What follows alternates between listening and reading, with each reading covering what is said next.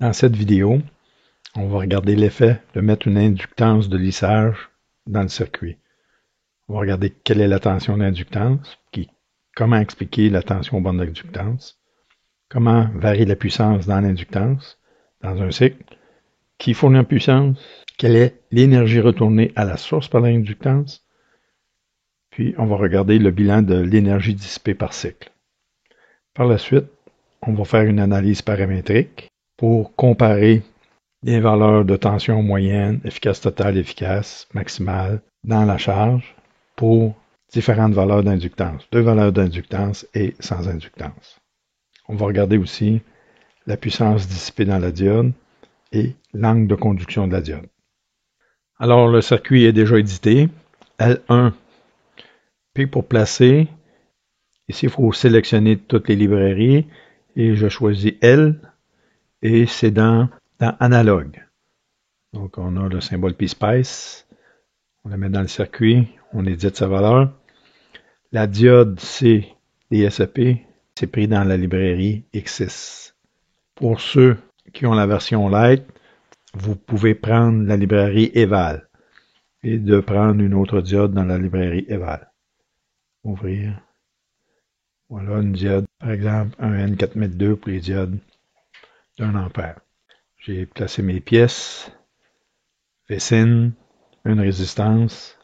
J'ai renommé mes nœuds, la source, la sortie, le nœud 0 et la jonction de la diode et de l'inductance. Les paramètres d'analyse, 2 cycles, 33.33 millisecondes, 100 calculs par milliseconde. Donc, je pourrais demander la tension au nœud DL moins la tension de sortie. Ça fait la même chose si on place des sondes différentielles. Échappe. Les calculs sont déjà faits parce que j'avais déjà lancé l'analyse. Voilà, c'est refait.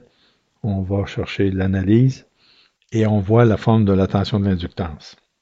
La tension aux bornes d'une inductance, c'est fonction de la variation de courant dans l'inductance. Il y a une formule mathématique qui se trouve être L dI dt. Donc, la valeur de L, c'est 0.125 multiplié par la dérivée du courant dans l'inductance. Vous voyez, on a des courbes qui se superposent. Donc, la formule mathématique et la tension qu'on a au niveau du simulateur est semblable, sauf pour les petits glitches qu'on pourrait voir ici. Donc, maintenant, si on regarde le courant, parce que c'est la variation du courant qui nous intéresse.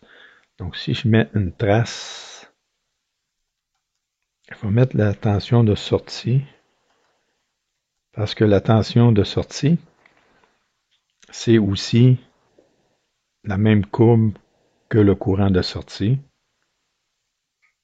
Donc, c'est cette valeur-là divisée par la valeur de la résistance, mais de la même forme.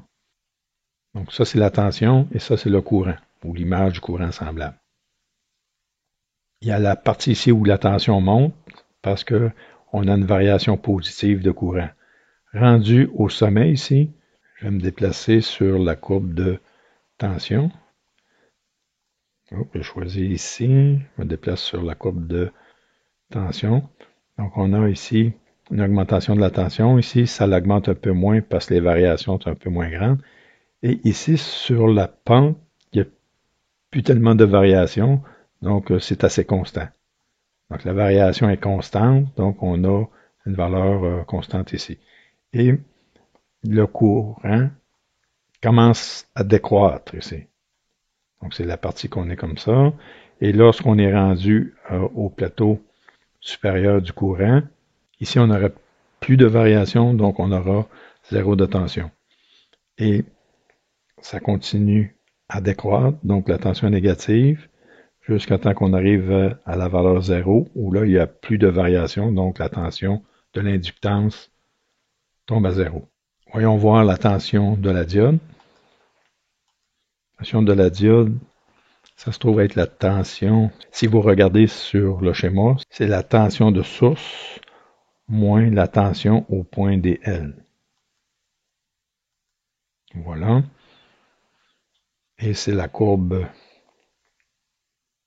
Ici, si on regarde dessus, pendant le temps qu'il y a du courant dans le circuit, la diode conduit et ensuite, lorsqu'il n'y a plus de courant, la diode doit bloquer la valeur de la tension de la source et suit la tension de la source par la suite.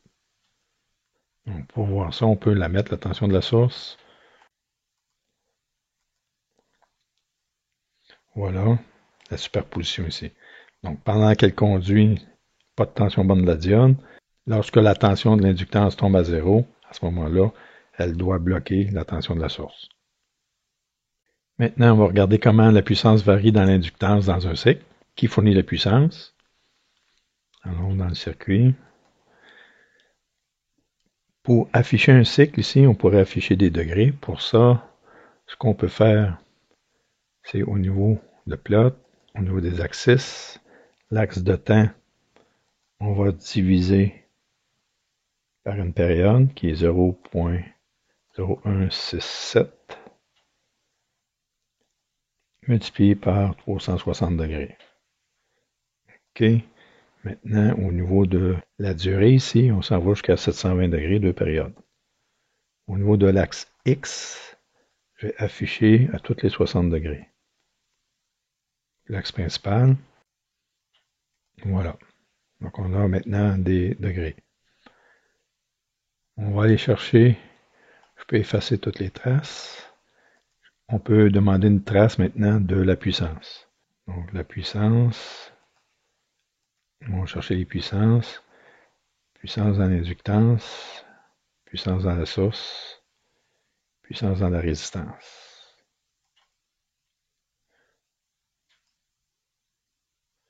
Donc, je mets un curseur, je me promène sur la puissance de la source.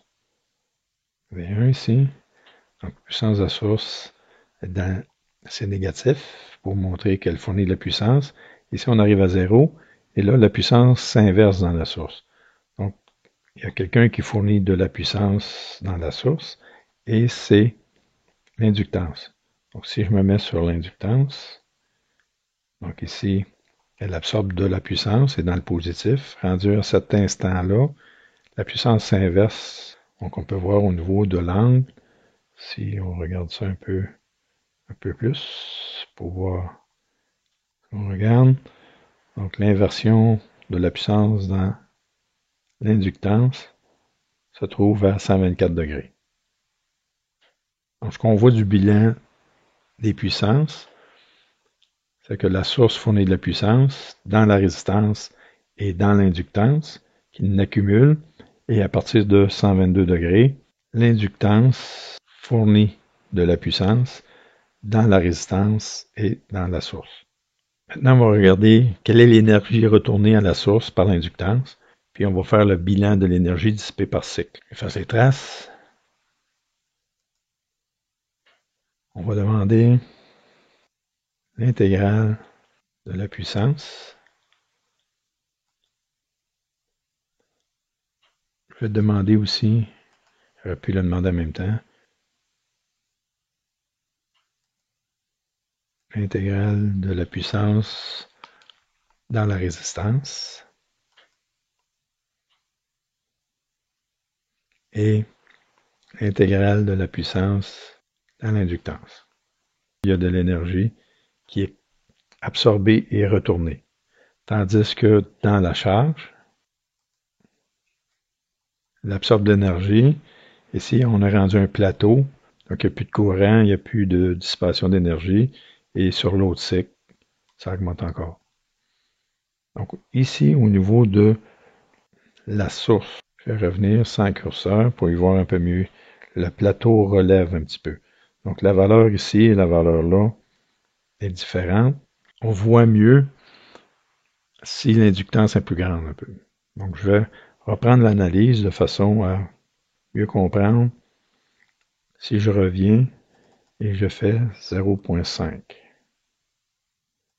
OK, je relance ça. Je reviens à mes courbes. J'efface les traces. J'ajoute une trace. L'énergie dans la source. L'énergie dans la résistance. l'énergie dans l'inductance. Voilà, on voit un peu mieux la quantité d'énergie qui est retournée. Il y a une plus grande quantité d'énergie absorbée et retournée par l'inductance. Donc, si je mets un curseur et que je me déplace pour voir celui-là ici, donc c'est la valeur d'énergie à cet endroit-là et la valeur d'énergie à cet endroit-là. Donc, la différence entre les deux, entre le rouge et le bleu, ça nous donne la valeur de différence d'énergie dans la source. Donc, on arrive avec un delta de 190 millijoules. Donc, l'énergie à ce niveau-là est de 640 millijoules et à cet endroit-là est de 450 millijoules. Donc, on a un écart de 191 millijoules. Si on regarde l'énergie dans la résistance, on a 445. D'où vient l'écart entre 445 et 449? Donc, c'est pas beaucoup, là. C'est quelque chose comme pas loin 4 et quelques millijoules. Donc, c'est l'énergie dissipée dans la diode. Donc, si je fais tracer ça à cet endroit-là ici, 4 par rapport à les valeurs qui sont ici, là, 4 millijoules par rapport à 400 millijoules, ça va s'écraser. Donc, je vais demander une nouvelle fenêtre. Puis, au niveau des fenêtres, je vais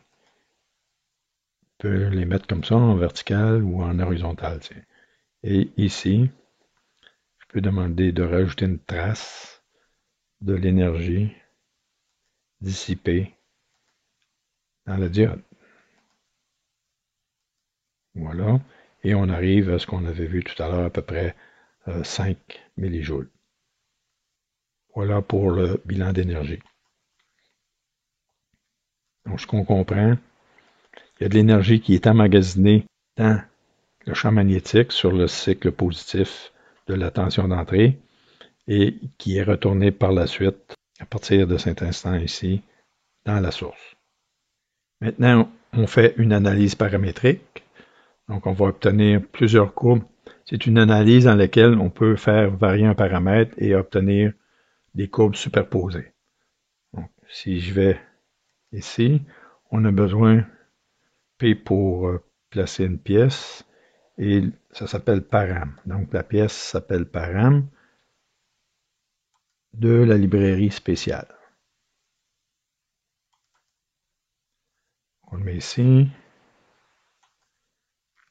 Échappe. Ensuite, souris droite, je vais éditer les propriétés. Et ici, je vais demander une nouvelle propriété. On peut lui donner le nom qu'on veut. Ici, je vais l'appeler L. La valeur au début n'a pas tellement d'importance. 0. J'applique.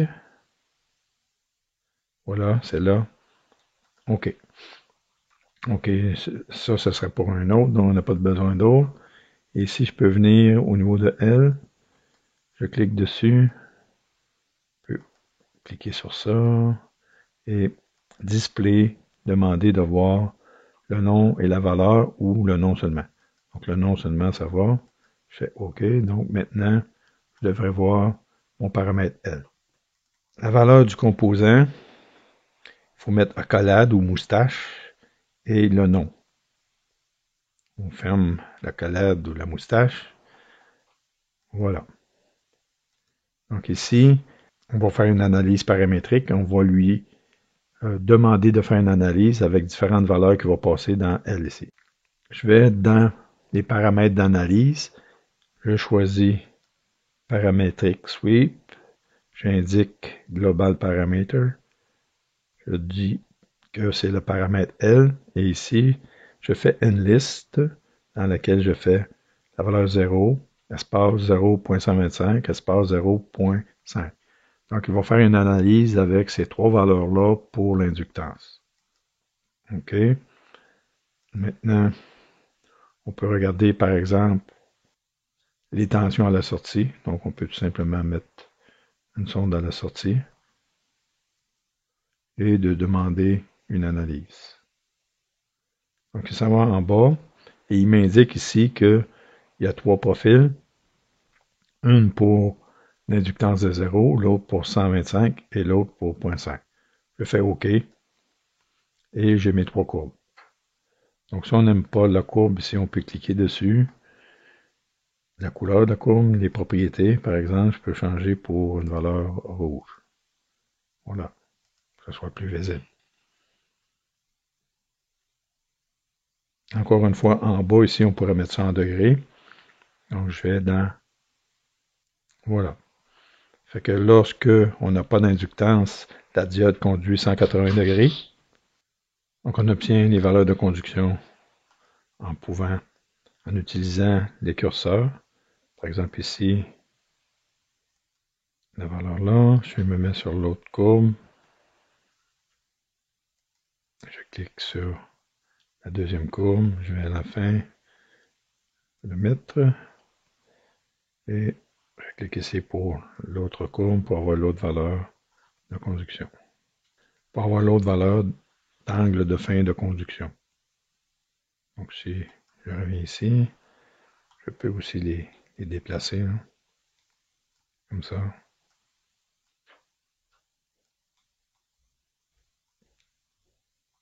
Comme ça. En cliquant dessus. 263, 217 et 180. Même chose pour les autres tensions efficaces, moyennes et d'ondulation. On n'a qu'à demander les traces, par exemple, la moyenne en sortie, de la tension de sortie. On voit les tensions. Tension de sortie qui se trouve être la tension de la résistance. Et on a les trois courbes.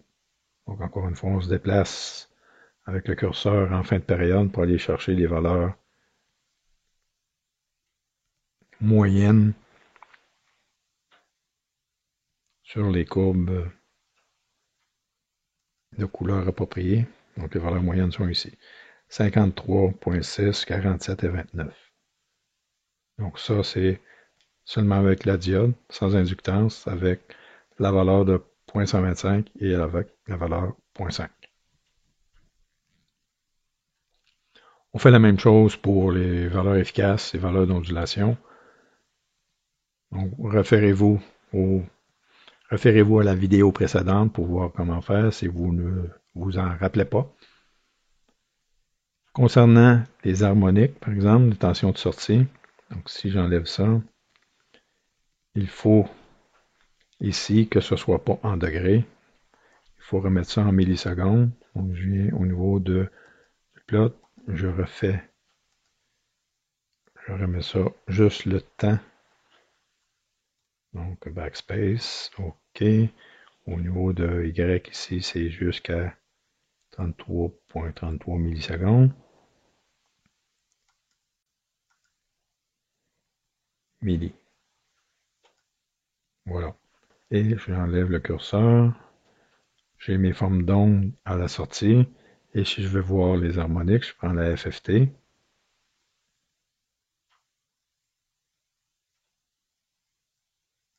OK. Et je reviens au niveau d'ici, au niveau de l'axe. Donc on veut simplement les 10 premières harmoniques, donc jusqu'à 600. Voilà. Au niveau de l'axe aussi, on pourrait mettre ça à 60 Hz, vu que le fondamental c'est 60.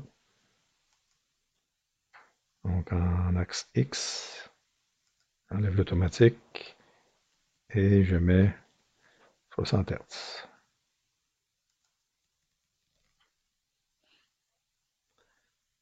Donc on voit la fondamentale, la valeur de la fondamentale ici, si je prends le curseur, encore une fois, je m'envoie directement à 60. J'ai la valeur crête de la fondamentale lorsqu'il n'y a pas d'inductance, lorsqu'il y a une inductance de 0.125 et lorsqu'il y a une inductance de 0.5.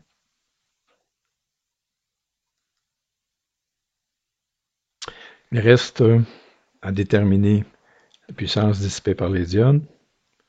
Donc on s'en vient ici. On peut effacer toutes les traces. Et de demander à valeur moyenne. Puissance dans la diode.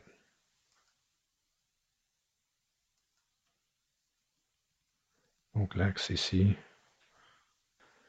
Au niveau de l'axe, allons-y avec une valeur de Y automatique. OK, voilà. Donc si on se met un curseur en fin de période, si on regarde en bas, au niveau de l'axe, ici, les valeurs, ce sont de 600 milliwatts, 500 milliwatts et 300 milliwatts. On pouvait s'attendre à ça parce que l'inductance diminue le courant efficace dans le circuit. Terminé.